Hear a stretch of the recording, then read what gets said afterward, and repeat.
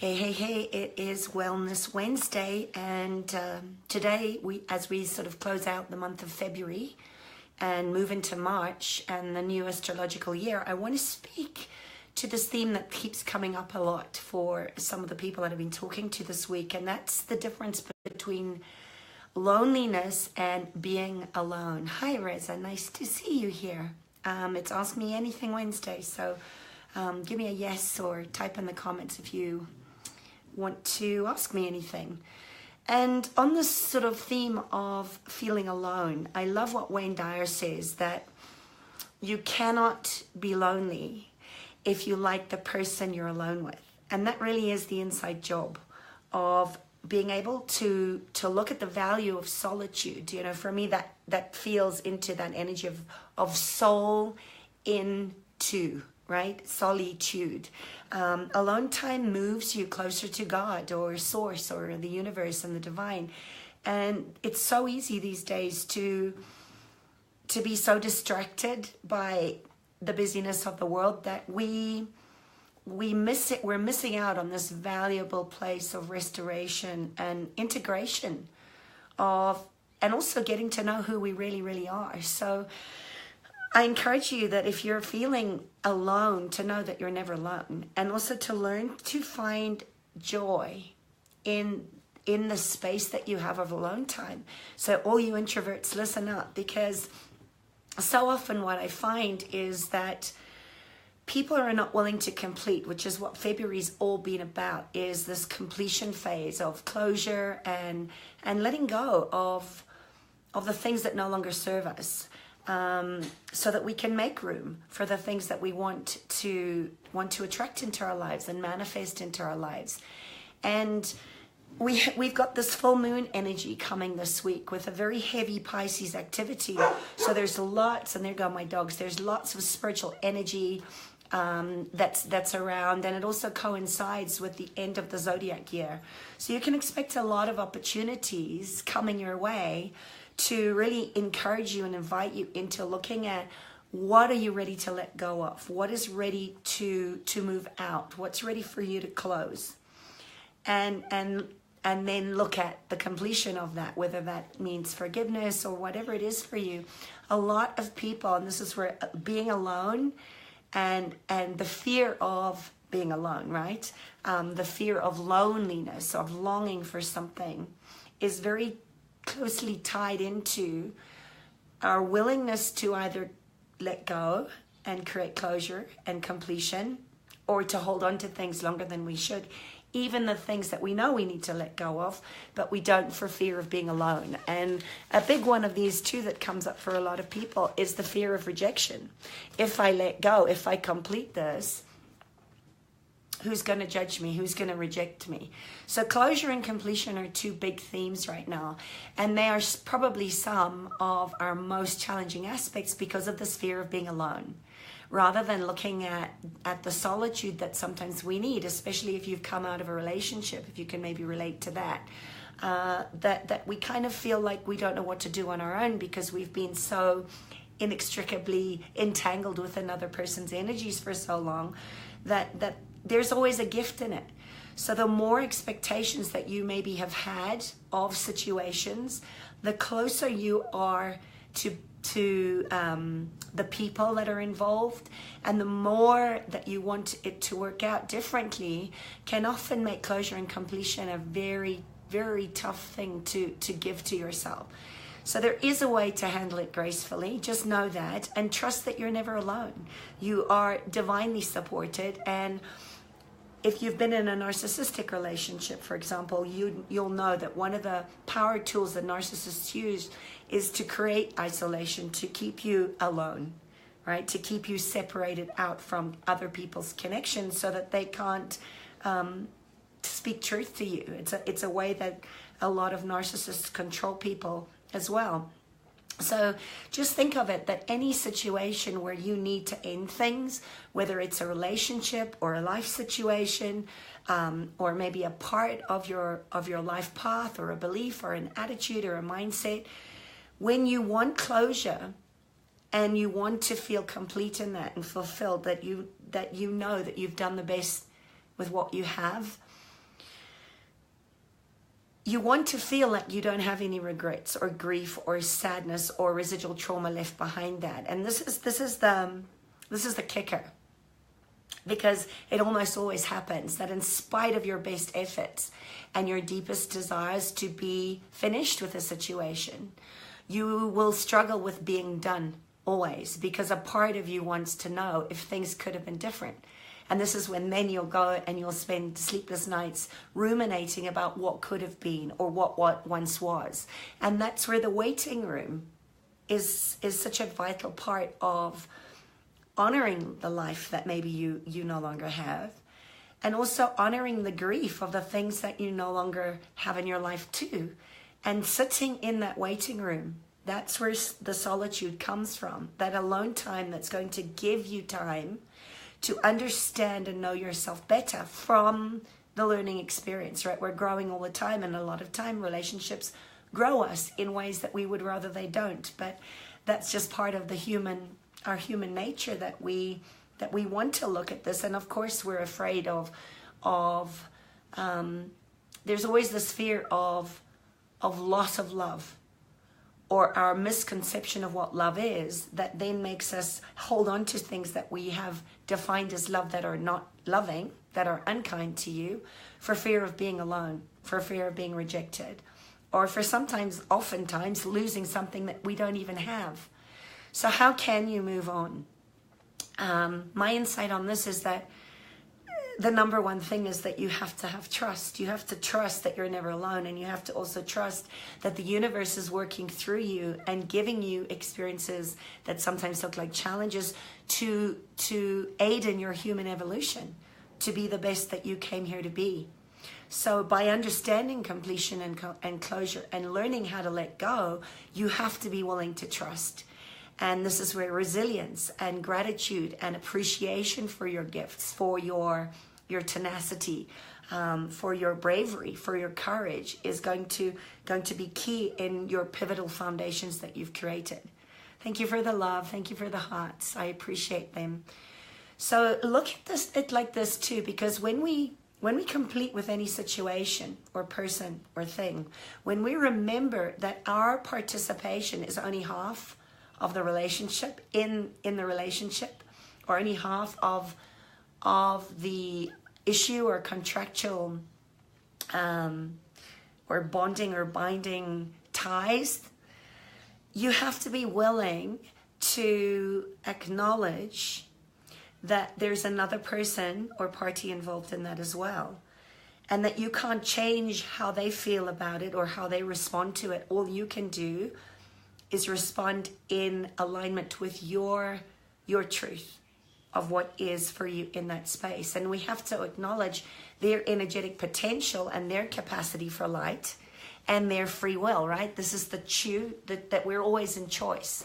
So while it can be quite hard to accept that someone doesn't want what you offer, which you would take as personally being rejected. So remember too, it's not always personal. It's not always about us. It's about them. And this is where the mirrors of projecting your fear on other people make you feel needy and push them away. But also where you hold on to things for fear of being alone, okay? Rather than looking at solitude as your greatest resource to get to know what you really want again. Because oftentimes in relationships, when we're entangled like that, we forget what we want. We forget what our desires are because we become something in order to keep that person with us. Is this making sense? Hi, Ricky. So if you have any questions around alone or being alone or loneliness, type them in the comments below. Otherwise, I'll just keep going, because this is, as I said, a topic that's been coming up a lot lately, with people kind of feeling like their year hasn't really started yet. And hang on, it's coming. March is the beginning of the new astrological cycle, as I said. And January and February have just been like training grounds for you to really get clear, crystal clear, and out of the confusion of what is it that you really want. How do you want to create your life this year? Who are the people that you want to hang around? Remember, you're the sum total of the 5 people that you're with a lot. So remember, relationships must be energetically matched or they can't move forward. And being complete requires that we understand that completely and utterly, and know that we are in someone's life as a way shower as much as they are for you. So the people that trigger you are the people that we have a lot to learn from, and sometimes the way that we show them or they show us is not always the aligned path, right? I don't believe in right and wrong or good or bad, or that there are any mistakes, just that they're sometimes out of alignment, and that might just be a timing thing. So you need to ask your body always, stay in your body and ask, is this a contribution to my life, my living in my body? Is this person going to fill me up? But be willing to know that you're filling up from a place of that your tank is full already, that you don't need anybody to fill you up. That's the value of spending time alone, of being in solitude and appreciating, right? That it's an inside job, appreciating you, connect to who you are in solitude, because it has beneficial effects on others when you do that. You come from a place of feeling full of yourself, of being enough, so that anybody or anything that comes to you, if it's not a contribution, why would you choose it? If it's not adding to your life, why would you choose it?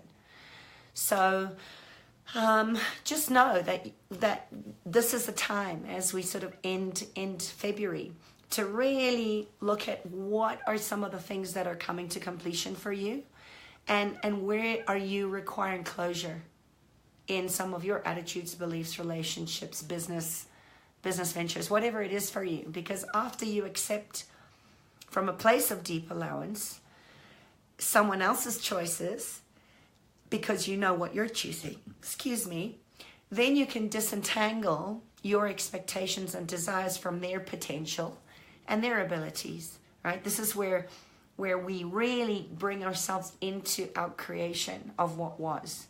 We're not capping happiness. We're not buying into the lie of separation, that you're alone. You know that in order to make way for greater possibilities, you have to let go. You have to open your arms. You have to be willing to ask for what you want, and you have to be willing to receive it. So, don't engage in wishful thinking, because wishing and hoping and meditating is not going to change your life. You have to take aligned action.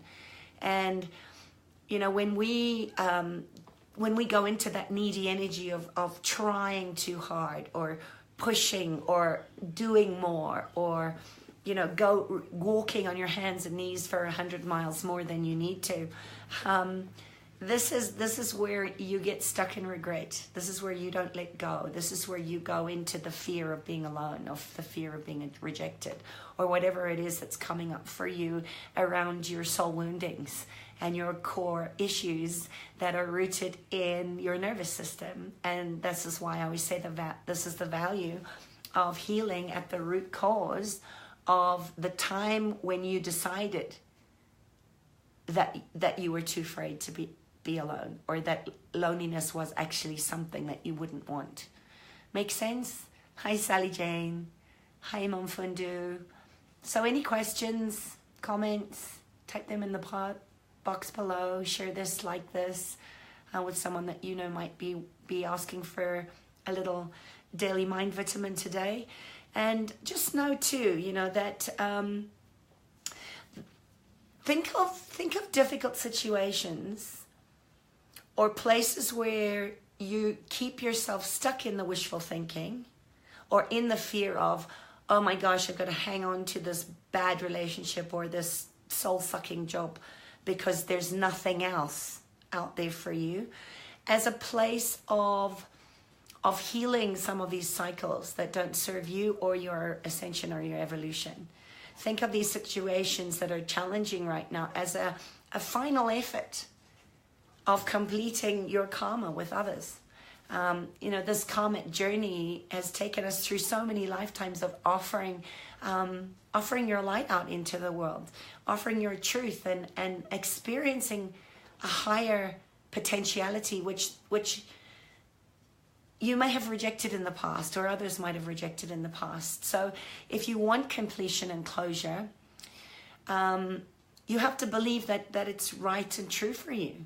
no matter how wrong you think that choice is for you or for somebody else. And that's the blessing really of completion and closure, is that when you finally let go, you make room for others to enter your energetic space, who can be the friend or the partner or the lover or the connection that uplifts and supports and acknowledges you, that doesn't need healing.